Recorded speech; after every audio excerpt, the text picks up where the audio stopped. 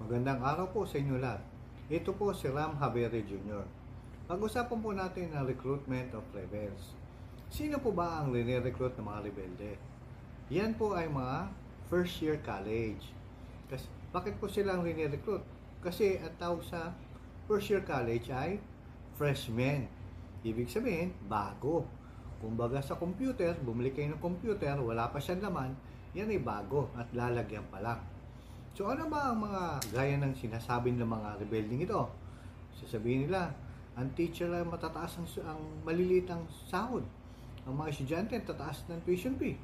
So dapat bayaran na mataas ang sahod ng teacher at ibaba ang tuition fee. So paano po mangyayari yan? So binawasan ko na yung kita ko sa eskwela, tapos tataasan ko yung bayad sa teacher kung ako may-ari nun. Hindi. O isasara ko na lang po ito, di ba? Yan po ang ginagawa nila. Kaya nagsasara po yung mga eskwela.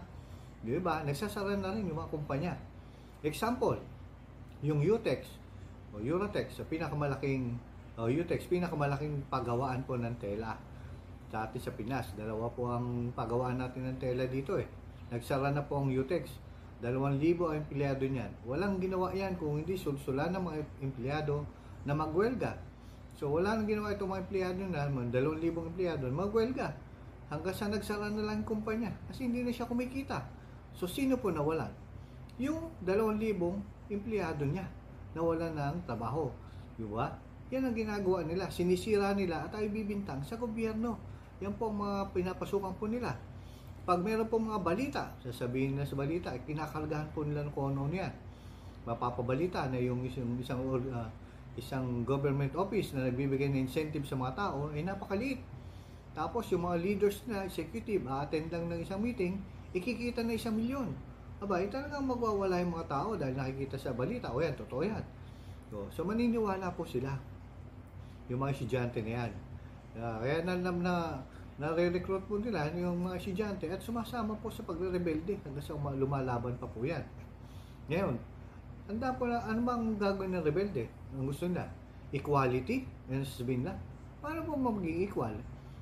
O tayo, kahit hindi tayo magtrabaho, pare-pareho tayo ng kikitain. Yung mga leaders nila, yan naman ang nakikinabang. Paano po mangyari yan? Remember ang China, sleeping giant, kung tawagin wala. Tinapos na nilang komunista. Sila ngayon ay nag-concentrate sa economy. Nasa na po ang China? Sila po ang pinakamalaking economy o pangalawa worldwide. Diba? Ang nangunguna po ay United States, pangalawa po China. Samantalang noong araw, napakababa po nila. Diba ba? Dahil na-concentrate po sa economy. Wala na po yung communist nila. Yan po ang ginawa nila. Ngayon po tayo, ang gagawin po natin, bantayan po natin ang mga anak natin, lalo na yung first year college. Siguro din kamustahin siya. Kamustahin ng kanyang araw. Yung mga activities niya. Tapos babantayan po siya. Ituturo sa kanya na huwag kayong magpapaloko, na magpaparecruit sa mga rebelde, makuha kayo dyan, sisirain ng buhay ninyo, mga ganong bagay. Bantayan ng kanilang activities, yung sumusobra na sa oras, na wala naman sa schedule, titignan po nyo, medyo ililimit po ninyo. Lalo na yung overnight na hindi naman gawa ng eskwela, yung overnight activity na yun. Yan pala, sumasama na ko saan-saan doon, baka mawala na yan, mapunta na sa bundok yan. Diba? Babantayan po natin yun. Yun ay importante. Ngayon, sa atin po sa government, dapat paigtingin po natin yung mga leksyon tungkol dyan sa pag-recruitment na yan. At mag-concentrate po tayo sa pagpapaunlad. Remember, ang pinakamalaking bansa at maliliit na bansa na katabi natin, mas mayaman po sa atin. Tayo po ang number 2. Muntikan pa mag number 1 sa Asia nung araw.